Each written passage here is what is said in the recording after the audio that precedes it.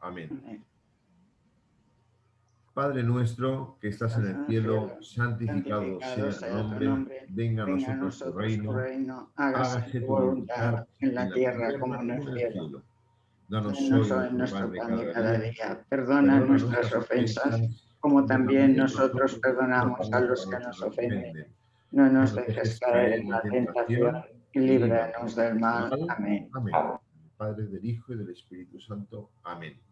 Pues estamos en la cuarta y última sesión de estos martes bíblicos en versión online y que hemos querido hacer en esta pospandemia con estas 4 preguntas ante las dudas y las crisis. La Biblia responde 4 preguntas y hemos llegado a la cuarta, quizás la que pueda parecer más complicada, según dónde está Dios, seguir siendo cristianos, para qué hace falta la iglesia. Son preguntas que nos hacen mucho y esta es posible que nos la hagan menos, pero cuando nos la hacen tiene tela, que es eso de la segunda venida de Cristo. Vamos a tener, respecto a los planes iniciales, y no pasa nada por desvelarlo, porque en este caso el orden de los sumandos sí quedará el mismo valor, ¿no? La misma suma. Pero en principio iba a intervenir el hermano Pepe y después el padre Juan. Pero Juan, como acostumbran a tener los curas, pues tiene misa a las 7. Es algo que, entonces, y ahora, o sea, si ya tenía misas, ahora ahí en Valladolid tiene misas. 5, ¿no? 5 parroquias, 5 templos.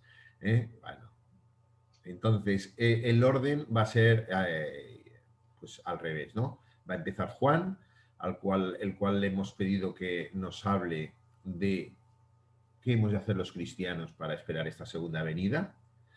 Y después nos lo rematará Pepe con digamos que los textos de la palabra de Dios que ha dado Jesús, como San Pablo especialmente, pues nos hablan pues de lo que llamamos, que seguro que habéis oído muchas veces oír esta palabra, que es la parusía, esta segunda venida. ¿De acuerdo? Y luego quedarán unos minutos para el diálogo y para hacer preguntas, todas a Pepe, porque Juan ya no estará. Es una táctica que tiene Juan para no tener que responder nada.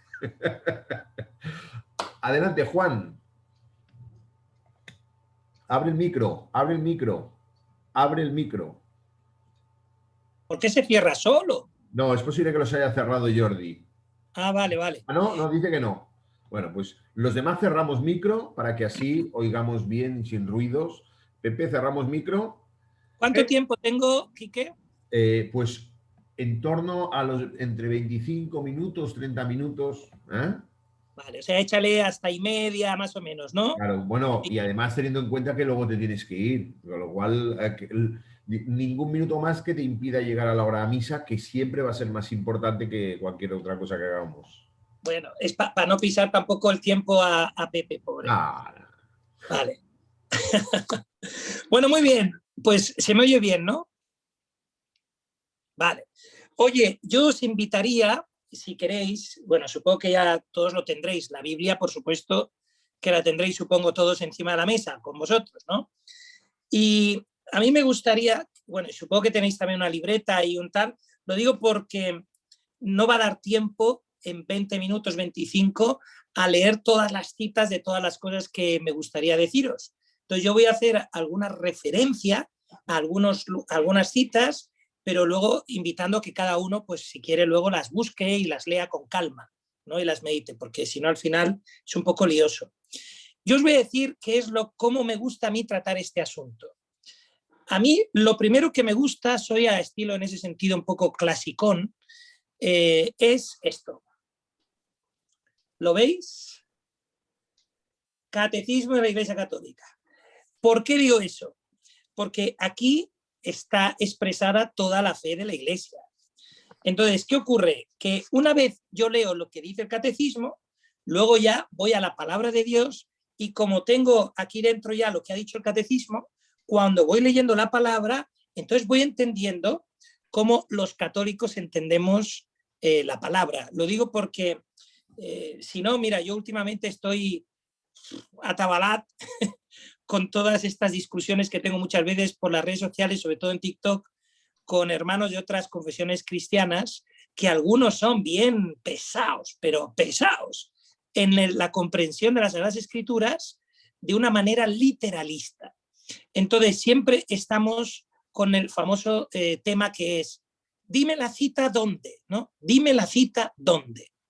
Entonces yo creo que una de las cosas más bellas de la doctrina católica es que no estamos atados al dime la cita dónde, sino que entendemos que palabra de Dios, tradición de la Iglesia y magisterio de la Iglesia son tres pivotes que necesariamente se tienen que sostener uno al otro. Es decir, nosotros no podemos coger la Biblia por nuestra cuenta sin tener en cuenta el magisterio de la Iglesia y sin tener en cuenta la tradición, es decir, cómo lo ha interpretado la palabra, cómo la ha interpretado la Iglesia a lo largo de los siglos, ¿no? Ahí entran en juego los santos padres y bueno, toda la riqueza que tenemos en la Iglesia, que es extraordinaria. Entonces, ¿por qué os digo esto? Como un poquito preámbulo. Porque este famoso tema de la segunda venida de Jesucristo es uno de los temas preferidos de discusión de muchas iglesias no católicas enfrentándonos a los católicos. Entonces, si los católicos no tenemos claros ciertos principios, pues entramos ahí en un caos que no sabemos por dónde salir, ¿no? Yo creo que lo primero que hemos de entender es que todos los textos bíblicos que nos hablan de la segunda venida del Señor están escritos en un género literario que se llama escatológico, apocalíptico. Es decir, es un lenguaje propio de otros pasajes bíblicos que se complementan. Por ejemplo, las famosas trompetas, ¿eh? Si os acordáis, vamos a ver, por ejemplo, si tenéis ahí la palabra de Dios para no dormiros ya desde el principio, si cogéis el capítulo 24 de Mateo, por poner un ejemplo, ¿no? El capítulo 24 de Mateo, hay un momento en el que dice, a ver dónde lo tengo.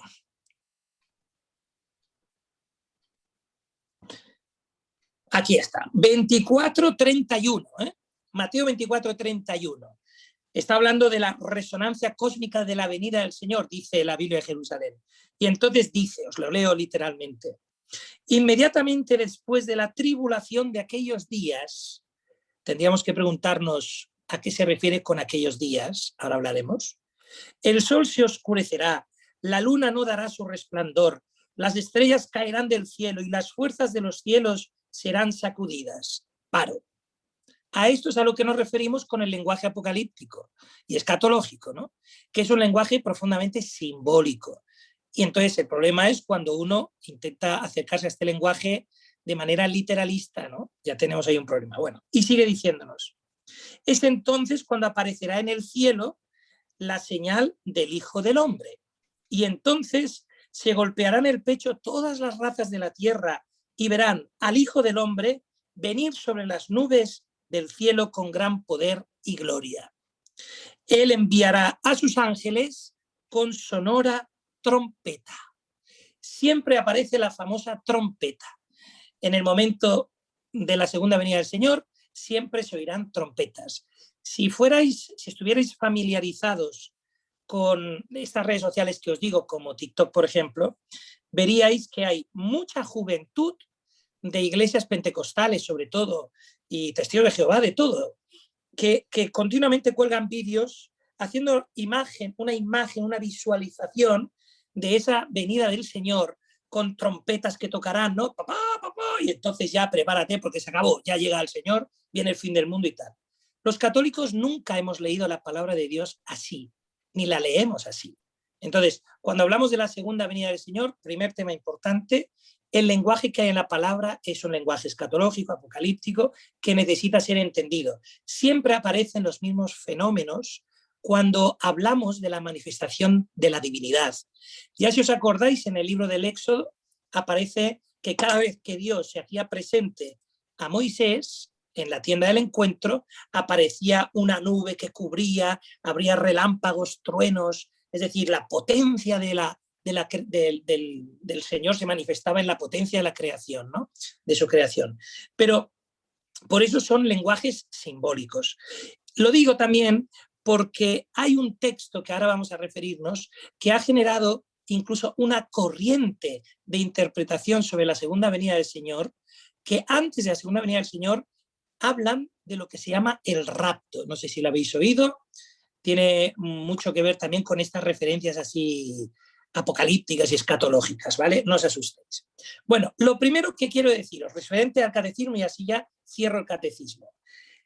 Creo que sería muy interesante, cuando tengáis ocasión, leer desde el número 668 del catecismo, donde nos habla de el Cristo que volverá en su gloria, donde nos habla de el glorioso advenimiento de Cristo, esperanza de Israel, la última prueba de la Iglesia, que tiene que ver con todo esto de la gran tribulación, para juzgar a vivos y muertos, acabando en el número 679.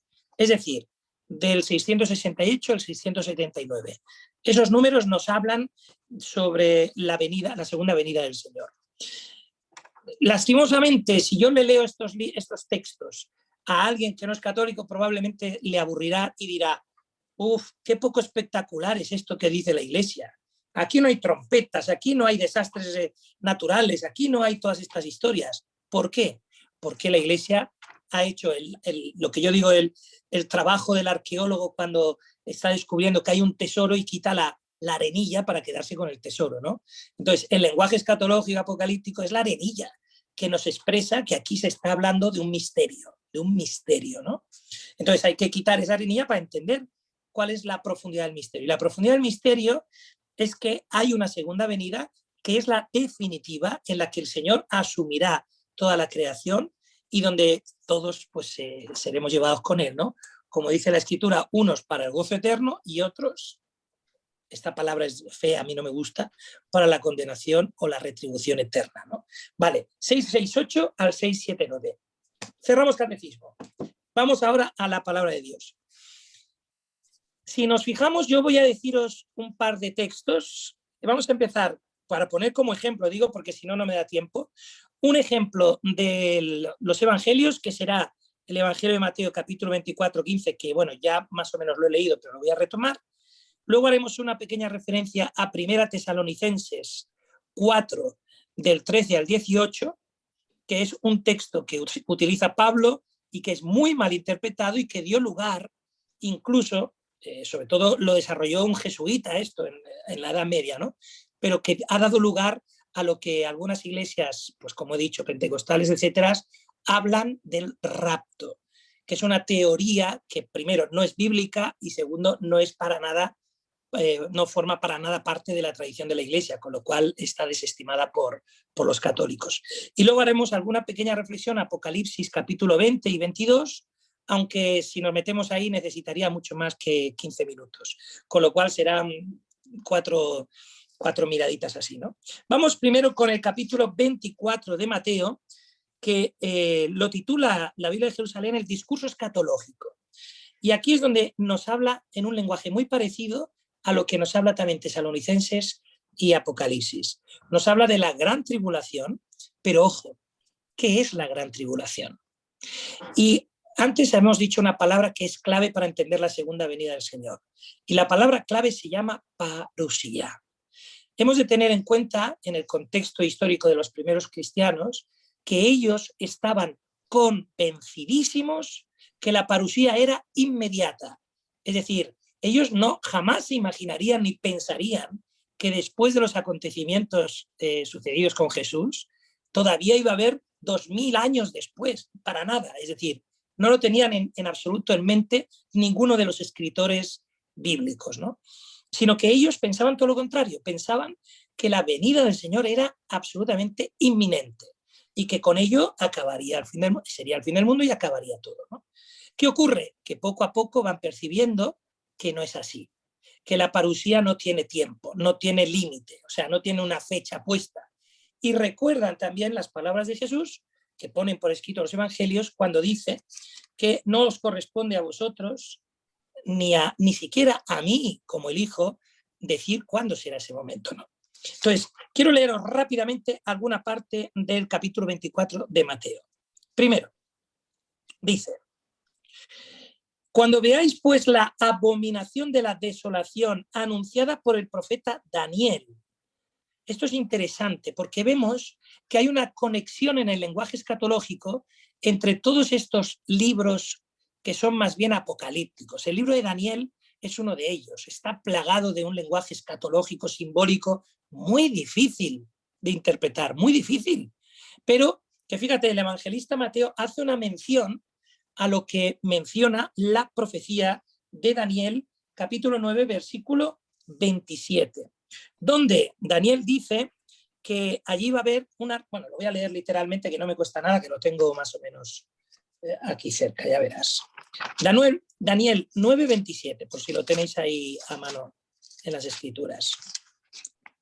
Daniel 9, 27 dice: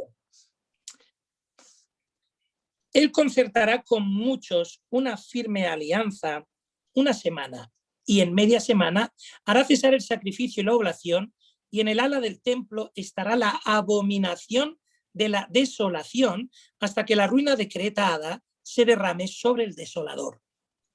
Nosotros escuchamos esto y decimos, ¿mande? ¿Pero esto qué quiere decir?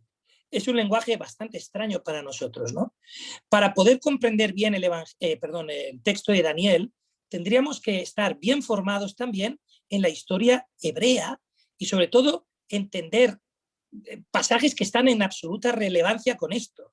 Por ejemplo, esta idea de en el ala del templo estará la abominación de la desolación es una referencia que nos tendríamos que ir al segundo libro de Macabeos, capítulo 6, versículo 2. Y si fuéramos al capítulo segundo de Macabeos, capítulo 6, versículo 2, vemos que nos dice: poco tiempo después, el rey envió al ateniense Geronta para obligar a los judíos a que desertaran de las leyes de sus padres y a que dejaran de vivir según las leyes de su Dios. Y además para contaminar el templo de Jerusalén, y esto es importante, dedicándolo a Zeus olímpico y el de Garitzim a Zeus hospitalario, como lo pidieron los habitantes de su lugar.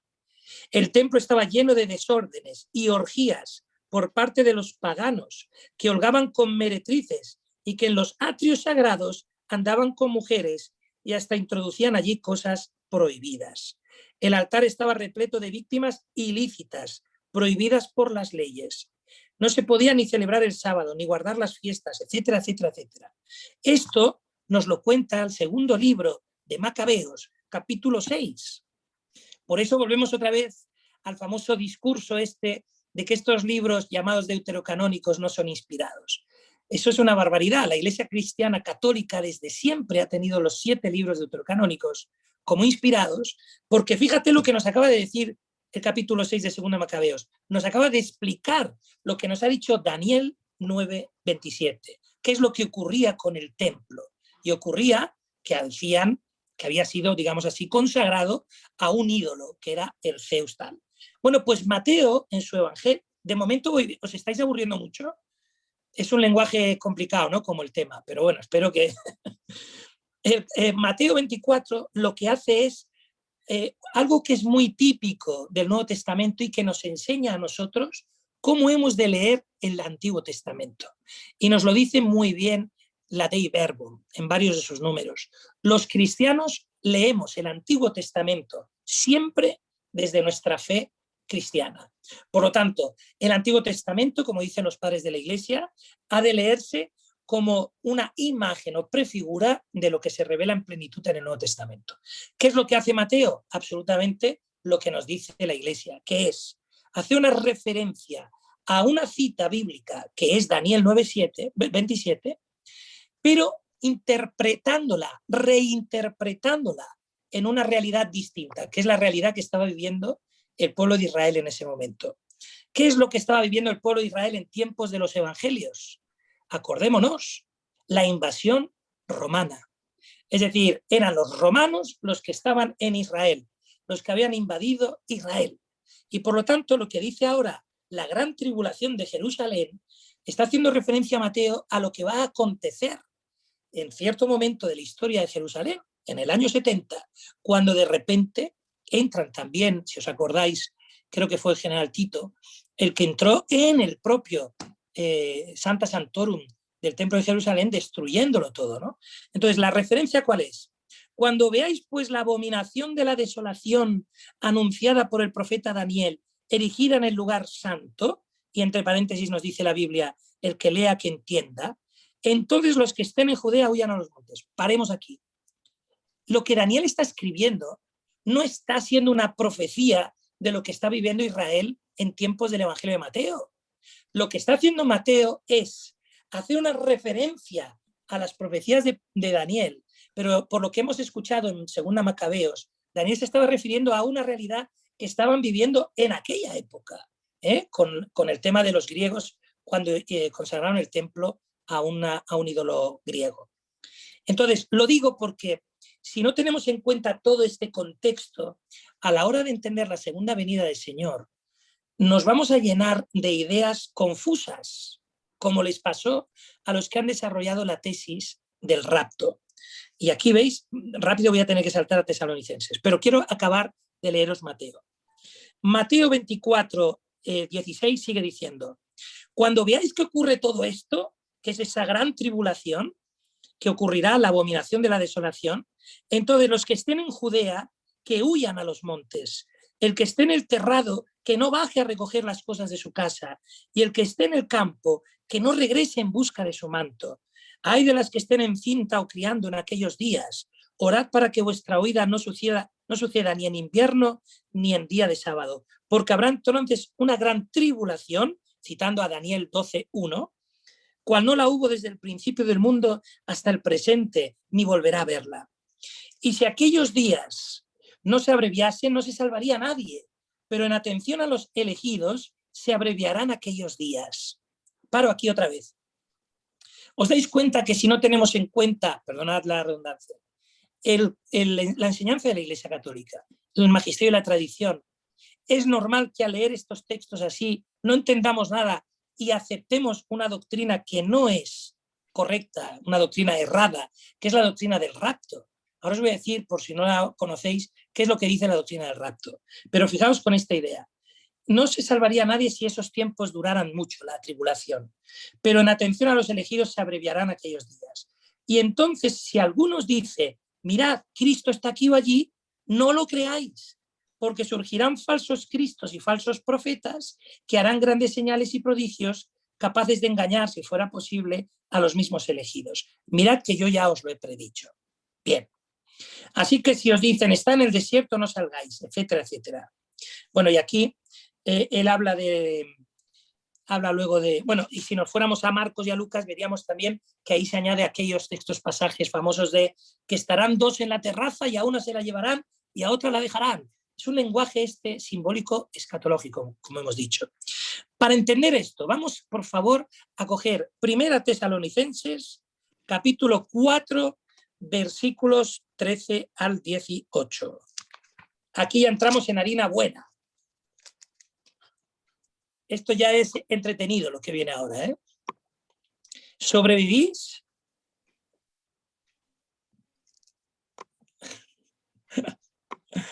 Bueno, vamos entonces, 1 Tesalonicenses 4, 13, 18. Os lo voy a leer rápido. Hermanos, no queremos que estéis en la ignorancia respecto de los muertos, para que no os entristezcáis como los demás que no tienen esperanza. Porque si creemos que Jesús murió y que resucitó, de la misma manera Dios, atentos ahora, llevará consigo a quienes murieron en Jesús. Os decimos esto como palabra del Señor. Nosotros, los que vivamos, los que quedemos hasta la venida del Señor, no nos adelantaremos a los que murieron. El Señor mismo, a la orden dada por la voz de un arcángel, y de nuevo, ¿qué aparece aquí? Y a la trompeta de Dios bajará del cielo y los que murieron en Cristo resucitarán en primer lugar.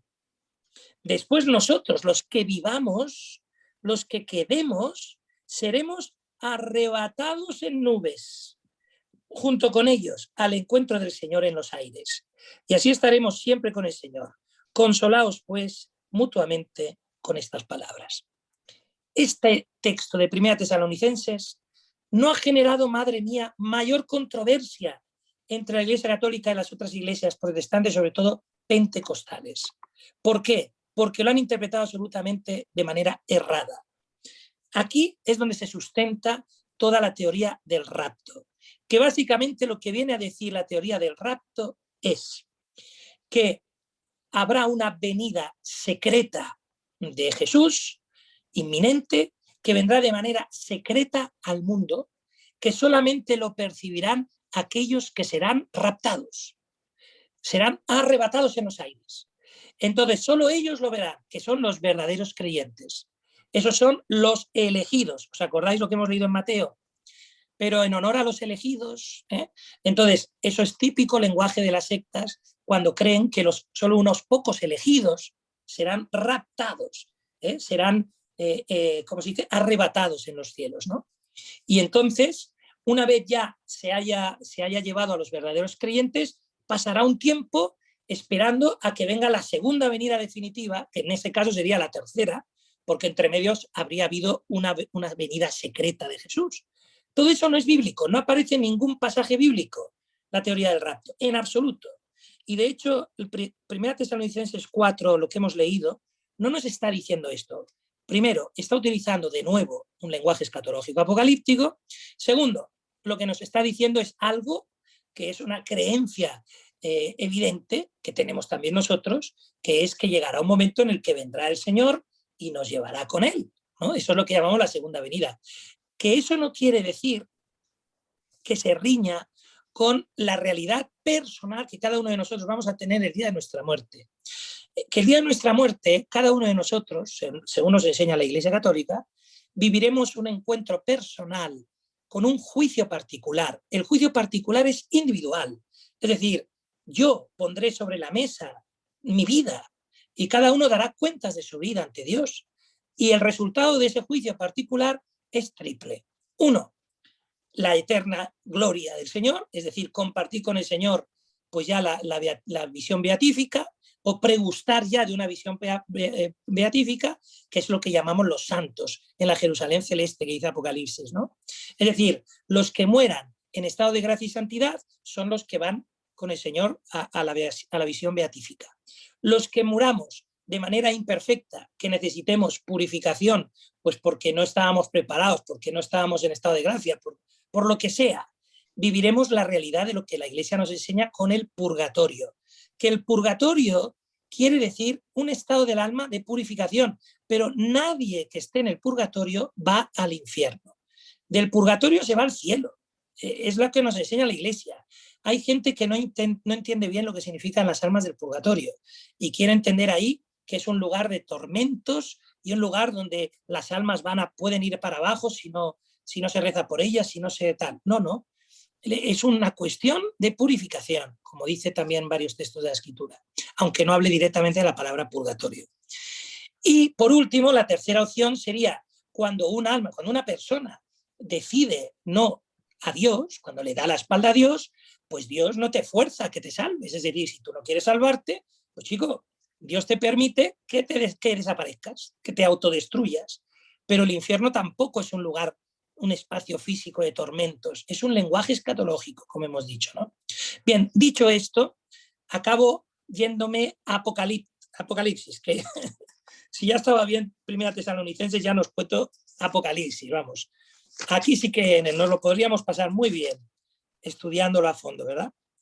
Yo quiero empezar por Apocalipsis capítulo 22, versículo 12, un momento, que acaba diciendo el libro de Apocalipsis: mira que vengo pronto y que traigo mi recompensa conmigo para pagar a cada uno según su trabajo. Aquí es donde la Iglesia Católica sustenta lo que os acabo de decir del juicio particular. Es decir, cuando el Señor venga, le pagará a cada uno según su trabajo, ¿no? Vale. Nos vamos ahora a Apocalipsis 20. Vamos primero al versículo 4. Vamos a ver a partir del versículo 4. Veréis. No, lo voy a hacer ágil, intentaré. Luego vi unos tronos. Tengo que acabar ya. Luego vi unos tronos y se sentaron en ellos. Se les dio el poder de juzgar y vi también las almas de los que fueron decapitados por el testimonio de Jesús y la palabra de Dios, y a todos los que no adoraron a la bestia ni a su imagen, y no aceptaron la marca en su frente o en su mano. Revivieron y reinaron con Cristo 1000 años. Esto, madre mía, la guerra que ha dado también en las sectas llamadas milenaristas, los que defienden la teoría de los famosos 1000 años. Siempre, si os fijáis, cuando llegan los 1000 años, en el año 1000, en el año 2000, aparecen montones de estas sectas que lo que vienen a decir es, ya viene el rapto, ya es el arrebatamiento, ya es el final de los tiempos. Cuando en realidad sabemos que existe en el lenguaje, en la cultura hebrea, una simbología de los números, y donde sabemos también lo que nos quiere representar a veces pues el contexto de un concepto como 1000, ¿no? Pero bueno, si fuéramos un poquito a las notas de la Biblia de Jerusalén, cosa que yo recomendaré siempre, ir a las notas de la Biblia de Jerusalén, porque son bastante significativas, nos dice lo siguiente a este respecto. Nos dice que los 1000 años hacen referencia a la caída de Roma hasta la venida de Cristo. No olvidemos que el libro de Apocalipsis se escribe en el contexto de la parusía, en el contexto de las persecuciones romanas, del imperio romano a los cristianos que viven en Roma. Entonces, lo que está queriendo decirnos aquí en este pasaje es aquellos que, bueno, habla, perdonad, que es que me trabanco yo solo, habla en Apocalipsis 26, que no lo acabo de leer, habla de una primera muerte, pero acaba diciendo, dichoso y santo el que participa en esa primera resurrección. Dichoso y santo el que participa en la primera resurrección. Y sigue diciendo, la segunda muerte no tiene ya poder sobre estos, porque estos ya son sacerdotes de Dios y de Cristo y reinarán con él 1000 años. Eso es a lo que nos referimos nosotros cuando enseñamos que cuando nos morimos en el juicio particular, los que son santos reinan ya con el Señor en el cielo. Y por eso nosotros decimos, en la segunda venida, cuando venga el Señor a recapitular todas las cosas en Cristo, los que ya están gozando de la visión beatífica del Señor, a estos ya no les afectará esa segunda muerte, digamos así. Esa segunda muerte hace referencia a aquellos que todavía creían ellos, acordaos la parusía, creían ellos que les pudiera sorprender estando en vida, es decir, todavía vivos, aquellos que todavía no han pasado por esa tribulación que se esperaba que acabara en algún momento, ¿no? Por eso es muy importante entender que con la sencillez del catecismo, todo esto que os he dicho, que igual os ha sonado un poco jaleo, porque he dicho quizá muchas cosas aparentemente un poco ligadas entre sí, pero yo aquí lo tengo ligado, pero no sé si lo he expresado bien. En la realidad del catecismo es tan llano, tan sencillito, tan lógico, sin meternos en cosas extrañas, simbólicas. Lo que se viene a decir, y con eso ya acabaría, es, la Iglesia Católica cree que, como nos dicen las Escrituras, habrá un momento en el que hay un primer encuentro con el Señor, que es nuestro juicio particular, que es el momento de nuestra muerte. La muerte personal. Cada uno de nosotros, cuando nos muramos, iremos a ese juicio particular con el Señor y tendremos, ya hemos dicho, la retribución que sea. Pero al final de los tiempos, que nadie sabe cuándo será, y que el mismo Jesús dijo, ni el Hijo, solo el Padre. Por lo tanto, no hemos de vivir con angustia, esperando que en cualquier momento, en cuanto vemos que hay catástrofes, terremotos, guerras, ya está aquí. No. Ahora bien, la Iglesia nos ha dicho, desde la resurrección y ascensión del Señor a los cielos, nosotros ya estamos viviendo en lo que se llama en la Biblia los últimos tiempos. Ahora, los últimos tiempos no son ni 5, ni 10, ni 1000 años. No tienen una cifra, pero vivimos en los últimos tiempos. ¿Por qué? Porque desde la resurrección de Jesucristo hasta que vuelva en su gloria, esos son los últimos tiempos. Y lo que nos invita la Iglesia es a que vivamos con conciencia y con plena conciencia de nuestra vida cristiana, para que no nos sorprenda, como dice la Escritura, la muerte como un ladrón en la noche, ¿no? Que vivamos deseando que nuestra vida se merezca en ese juicio particular la visión beatífica del Señor, pero con el gozo y la tranquilidad de saber que si no es así, el Señor en su misericordia nos rescatará después. No sé si me he explicado. Entonces, vivamos lo de la segunda venida convencidos. Habrá un momento que será el fin de los tiempos, donde volverá el Señor en gloria, no de manera secreta a elegir a unos 4 elegidos y privilegiados, sino de manera gloriosa y bien significativa, porque en el lenguaje escatológico de la Escritura dice que se notará, que será el fin de los tiempos. Pero para que eso ocurra, antes tienen que pasar muchas otras cosas que todavía no han pasado, como por ejemplo que el pueblo judío reconozca a Yeshua, Mesías. No sé si os he dicho algo interesante o no.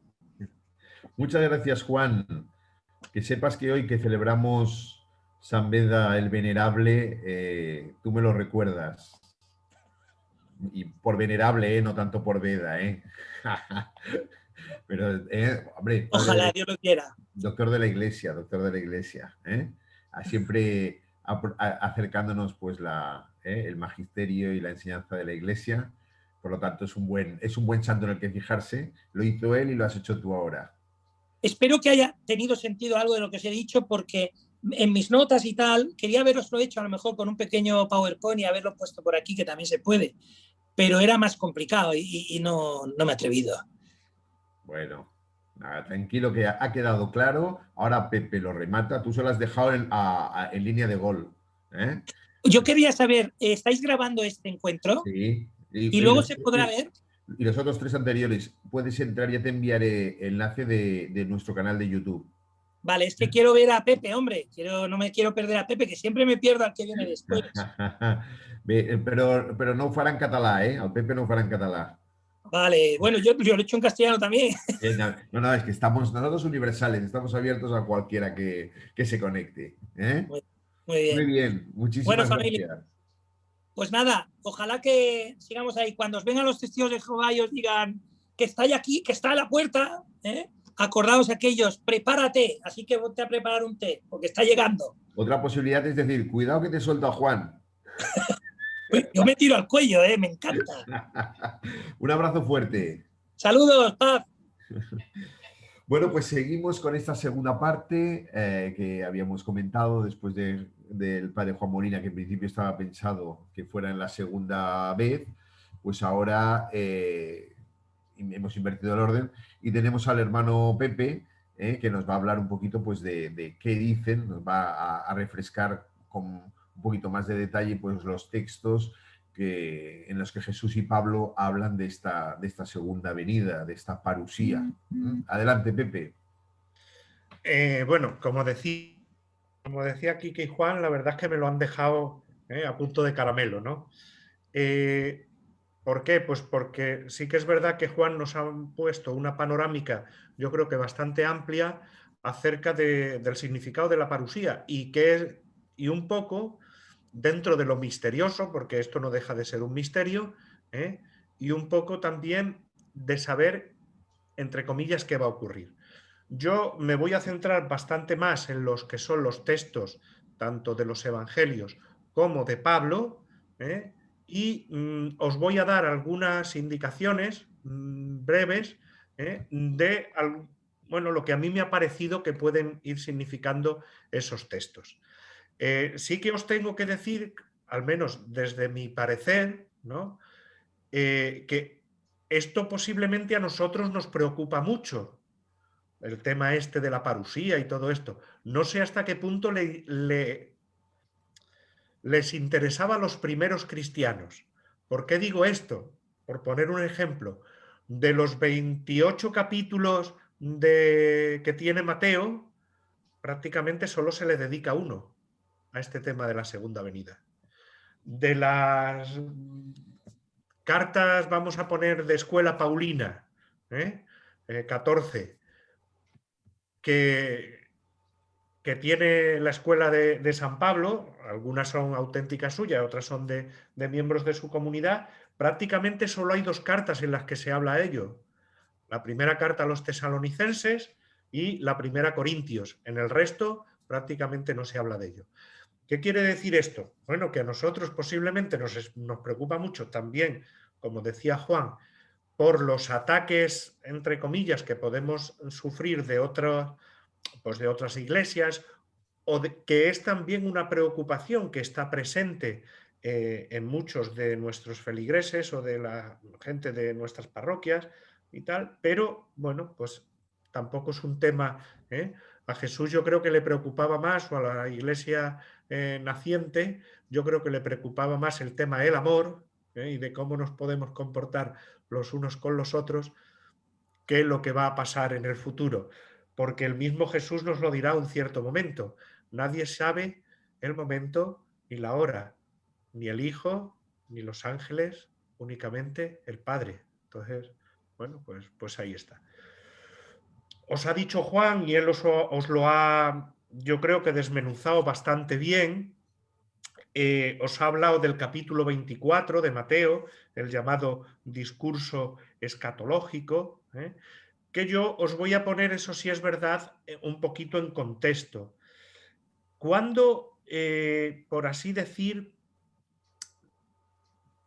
realiza Jesús o dice Jesús este discurso? Pues justo después de que ha salido del templo con sus discípulos, va caminando y entonces sus discípulos se acercan y para mostrarle lo que es la grandiosidad de la construcción del templo. Para que él se admire y diga, oh, qué cosa más maravillosa, ¿no? ¿Veis todo esto? Le dice a un cierto momento Jesús. Pues os aseguro que no quedará piedra sobre piedra. Todo esto será destruido. ¿Qué le está al fin y al cabo diciendo Jesús? Vamos a ver lo importante en todos estos temas, lo importante no es lo material. Hay otras cosas mucho más importantes. Por supuesto que lo más importante es el ser humano, pero no solo eso, sino el que nos cuidemos de nosotros mismos y cuidemos a los otros. Eso es lo verdaderamente importante. ¿Qué es lo verdaderamente importante? El mandamiento del amor. Amaos unos a otros como yo os he amado. O como decía, ya que aludía al catecismo, los que estamos aquí casi todos hemos estudiado con el catecismo de Astete o de Ripalda, ¿no? Amarás a Dios con todo tu corazón, con toda tu alma, y al prójimo como a ti mismo. ¿Os acordáis que decía eso el catecismo? Bueno, pues eso es lo verdaderamente importante. Aquí, claro, él nos está diciendo, ante esta grandiosidad, vamos, no os quedéis embobados, que lo importante no es la materialidad del templo. Claro, cuando Jesús dice esto, vamos a ver, esto no pasa nada, esto va a ser destruido, aquí no va a quedar piedra sobre piedra, la pregunta del millón. Porque claro, si nosotros, imaginaos, ¿no?, que vamos con alguien a la iglesia de la Milagrosa, que es, bueno, pues una de las que yo más conozco en Barcelona, ¿no? Y le digo, mira qué bonitas y tal, y las vidrieras en el batisterio, y mira, y qué grande el templo, y no sé qué. Y alguien nos dice, menudencias, esto va a ser destruido. ¿Qué es lo primero que preguntamos? ¿Cuándo? ¿Cómo? ¿De qué manera? Pues eso le pasa a los discípulos. Eso es lo que les pasa a los discípulos.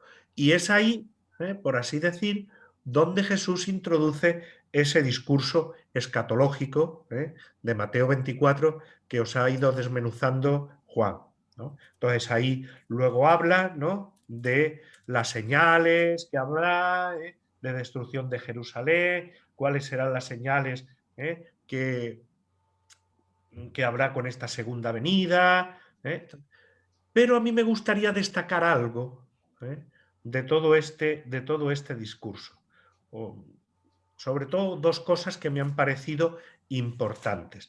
La primera, lo dice en Mateo 24, 4 y siguientes. Mirad que nadie os engañe. Muchos vendrán en mi nombre diciendo, yo soy el Mesías, y engañarán a muchos.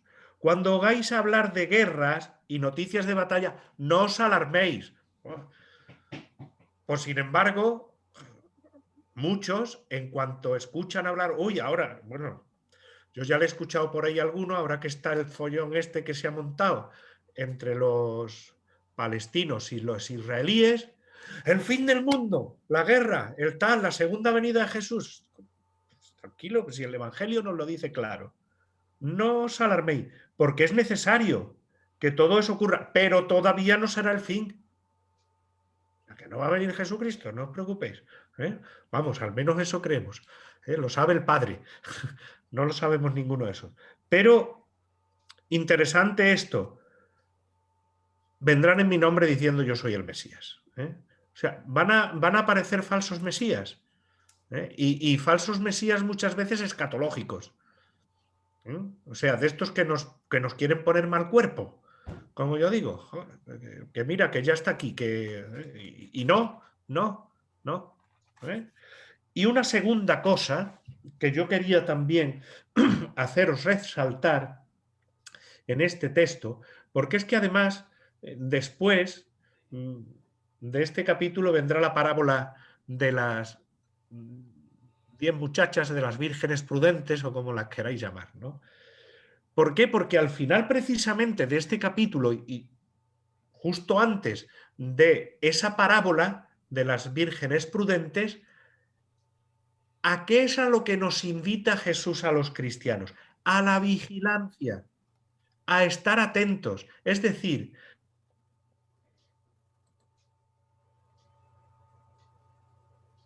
Alberione, nosotros lo tenemos puesto en todas nuestras capillas. Vivid en continua conversión. O sea, estás, por así decir, en continua tensión. Estar tendiendo a la santidad todos los días de vuestra vida. Eso es lo que tenemos que ir haciendo, en lugar de preocuparnos de otras muchas cosas, de vivir de manera santa. Bueno, habla eso como en los tiempos de Noé, así será la venida del Hijo del Hombre, porque en los días que precedieron al diluvio, Mateo 24, 42. Estad en guardia, porque no sabéis en qué día va a venir nuestro Señor. Tened en cuenta que si el amo de casa supiera a qué hora entra el ladrón, no le dejaría entrar, estaría de guardia. Estad preparados, porque tampoco vosotros sabéis cuándo vendrá el Hijo del Hombre. Pero esto no es estar preparado para meternos miedo, sino estar preparados precisamente para que se siga instaurando el reino de Dios en la tierra. Ir trabajando para que el reino de Dios se haga presente en la vida de tantos y tantos seres humanos a los que les hace falta. Yo creo que esto es muy interesante. Con respecto a esto, la parusía. ¿A qué nos está invitando el Evangelio cuando nos habla de la parusía? Pues precisamente a esas dos cosas. Que no nos dejemos engañar por falsos profetas y no nos dejemos engañar tampoco por falsas profecías, ni a cosas a pájaros que nos revolotean por ahí.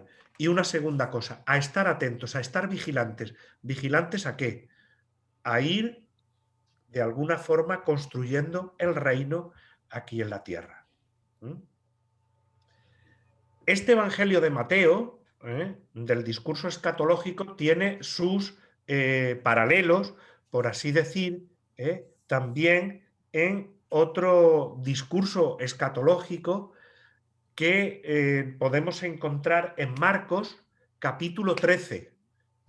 Lo que ha sido Mateo 24, en Marcos es el capítulo 13. Ocurre lo mismo que en el Evangelio de Mateo. De 16 capítulos que tiene el Evangelio de Marcos, le dedica uno a esto de la segunda vez. Y más o menos la estructura del texto es la misma.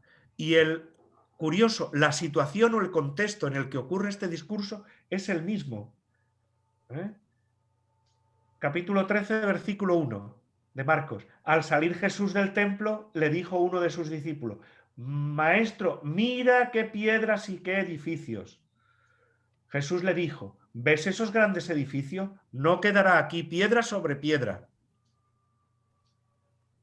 Prácticamente las mismas palabras, la misma situación, el mismo contexto que en Mateo 24.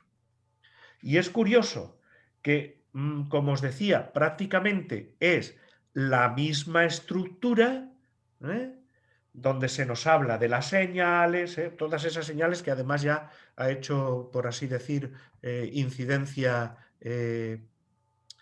Juan, y las señales de destrucción y tal.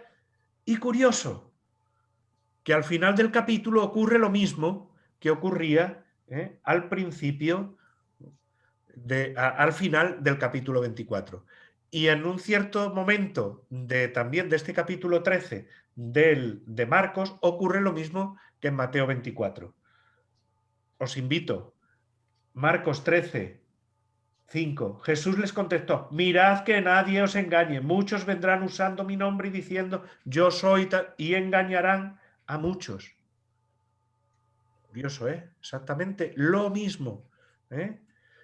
Casi al final, a partir del capítulo, a partir del versículo 28, que habla pues, de aprender del ejemplo de la higuera, vamos al versículo 33 y dice: estad alerta, velad, porque no sabéis el momento. Como veis, eso.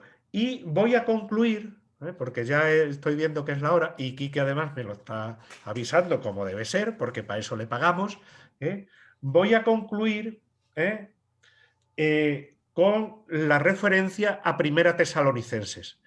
¿Por qué me resulta interesante Primera Tesalonicenses? Es el primer escrito cristiano del Nuevo Testamento. Con lo cual es interesante saber por qué Pablo hace referencia aquí a la segunda venida del Señor. Porque había una preocupación en la comunidad de Tesalónica, una preocupación que podemos tener también nosotros. Mi padre y mi madre han muerto. ¿Qué pasa el día que venga Jesucristo? Si es que viene, porque ellos, como os decía antes Juan, pensaban que la llegada o la venida de Jesucristo iba a ser inminente. ¿Qué ocurre si viene estando yo vivo? ¿Qué pasa? ¿Yo me salvo? ¿Y mi papá y mi mamá dónde van a quedar? ¿Van a quedar en el limbo? ¿En qué sitio? ¿Se van a salvar? ¿No se van a salvar? Eso pues le daban muchas vueltas los tesalonicenses a ellos. Y es claro lo que dice Pablo, para disipar estas dudas. Voy a 1 Tesalonicenses 4, versículo 16 y siguientes. Porque el Señor mismo, a la señal dada por la voz del arcángel y al son de la trompeta de Dios, ya esto sabéis por qué os ha hablado Juan, bajará del cielo y los muertos unidos a Cristo resucitarán primero. Después nosotros, los vivos, los que estemos hasta la venida del Señor, seremos arrebatados juntamente con ellos entre las nubes por los aires. Y ya estaremos siempre con el Señor. Consolaos pues mutuamente con estas palabras. Me encanta esto último que dice Pablo. Consolaos con estas palabras, que estaremos ya para siempre con el Señor. Por tanto, yo os diría que desde los textos bíblicos es muy importante estas tres cosas que yo al menos he querido destacar. No nos dejemos engañar. Van a venir muchos diciendo y anunciando catástrofes y diciendo que esto se ha acabado y que tal y cual. Lo primero. La segunda, que estemos atentos y estemos vigilantes. ¿Para qué? Para ir construyendo el reino de Dios aquí en la tierra. Y tercero, consolaos mutuamente con estas palabras. ¿Con qué palabras? Con que todos vamos a resucitar con Cristo. Que yo creo que... Bueno, pues ahí he tratado de condensar. No obstante, ya os digo, no es algo que aparece muy a menudo. En las cartas de Pablo, yo al menos he encontrado que aparece 11 veces la cuestión de la parusía y no siempre está, por así decir, referido a la segunda venida de Jesús. O sea que es un tema que nos preocupa, pero bueno, pues espero haberos aclarado alguna cosita. Gracias. Gracias, Pepe. Bienvenidos, Enrique, que te has sumado más tarde. Pepe y Juanjo también.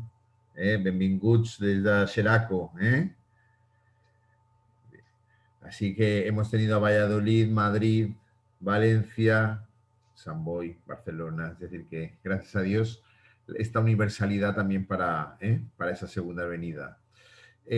Nos queda muy poquito tiempo, pero si hay alguien que tiene alguna pregunta que le quiera hacer a Pepe, el que se la quiera hacer a Juan, o le escribe a él directamente, o la deja aquí dicha y mira, que él lo escuche cuando vea el vídeo. Pero alguna pregunta que tengamos, algún comentario, duda, no tenemos mucho tiempo, pero un poquito sí.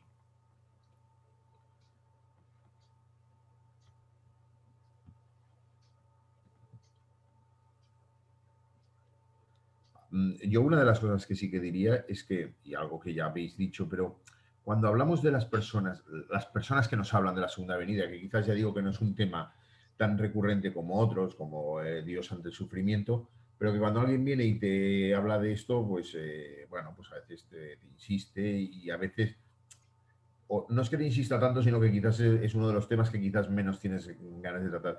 Pero lo que más preocupa no es tanto en qué consistirá la segunda venida, cómo, cuándo va a ser esto.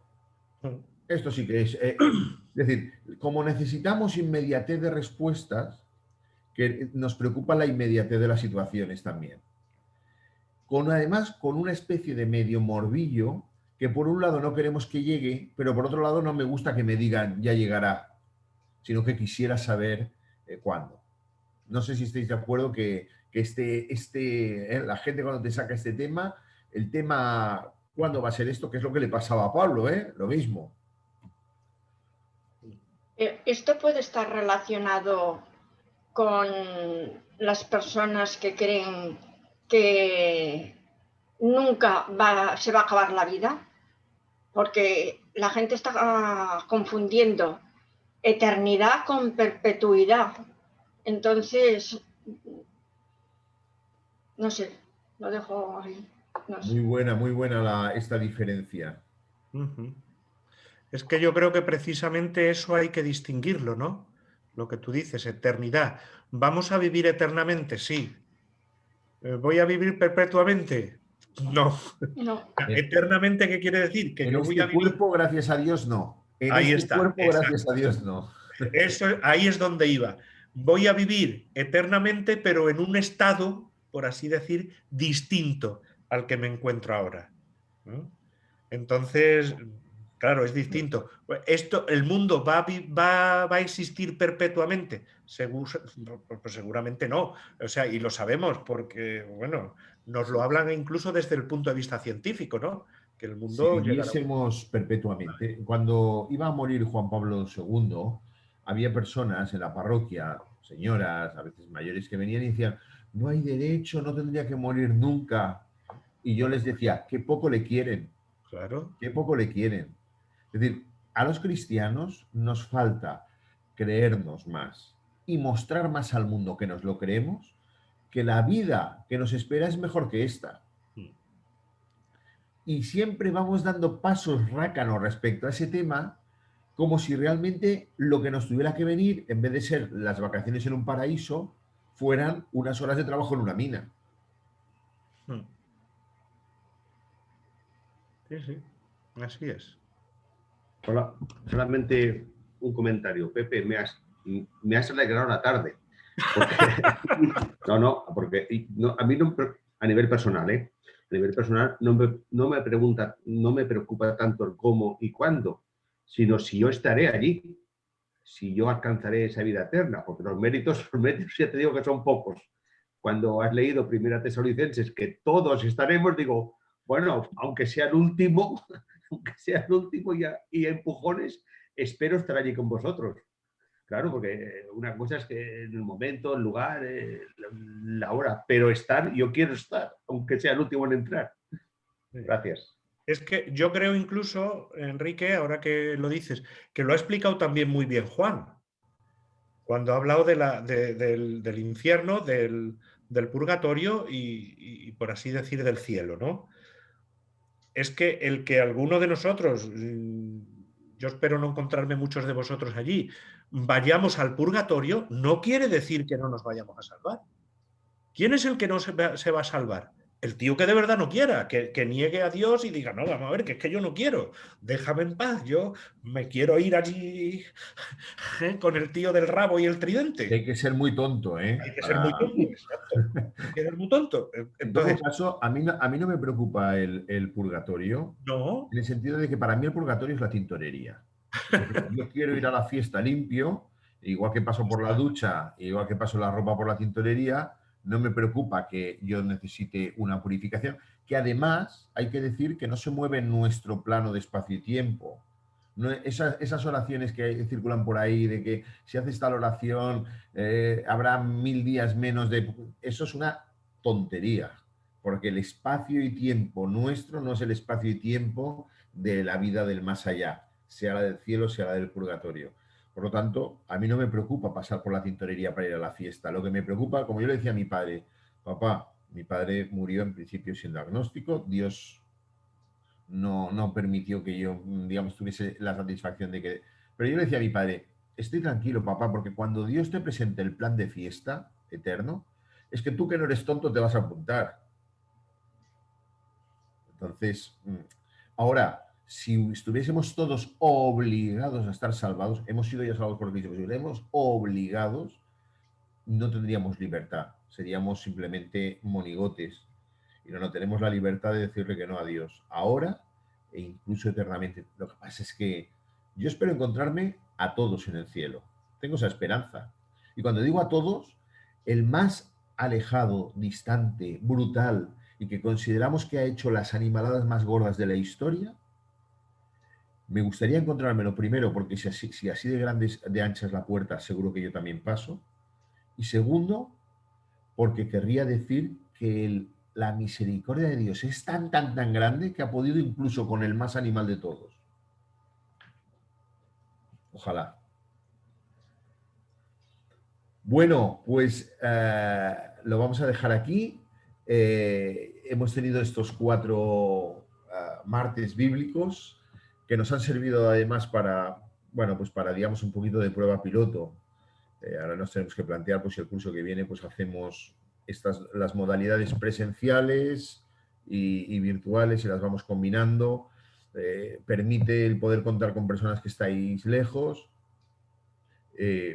Por otro lado, pues no podemos abandonar la presencialidad por completo porque es bueno y que además en los diferentes lugares lo haya.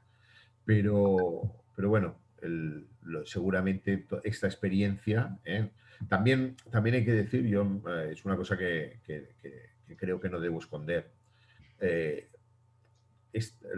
Tal como ha ido el curso, que ha ido muy bien, pero nos increpa a los que estamos, digamos que, coordinando Escuela de Animación Bíblica, nos increpa el ser capaces de hacer mejor la difusión. Es nuestra asignatura pendiente, hacer una mejor difusión para llegar a más personas, no para que Escuela de Animación llegue a más personas, sino para que la palabra de Dios llegue a más personas.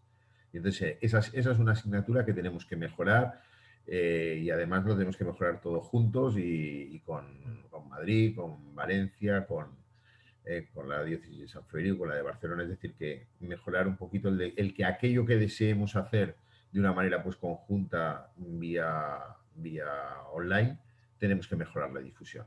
Pero bueno, lo bonito es darse cuenta de que tienes que mejorar y querer hacerlo. Pero por lo demás, ha sido pues eso, una gracia de Dios y bueno, pues si os parece, rezamos juntos un Ave María dando gracias a nuestra Madre por este rato y un abrazo a todos, el virtual, pero seguro que con todos, antes o después, va a ser presencial. Yo tengo unos billetes virtuales preparados para irme a Madrid y para irme a Valencia en cuanto pueda, escaparme y poder disfrutar pues de todos. En nombre del Padre, del Hijo y del Espíritu Santo. Amén. Dios te salve María. Llena eres de gracia, el Señor es contigo. Bendita tú eres entre todas las mujeres y bendito es el fruto de tu vientre, Jesús. Santa María, Madre de Dios, ruega por nosotros pecadores, ahora y en la hora de nuestra muerte. Amén. Gloria al Padre, Padre y al Hijo y al Espíritu Santo, como era en el principio, ahora y siempre, y por los los siglos siglos de los siglos. Amén. Amén. Un abrazo a todos. Igualmente. Un abrazo, Quique. Un abrazo. Adeu, un abrazo. Adeu.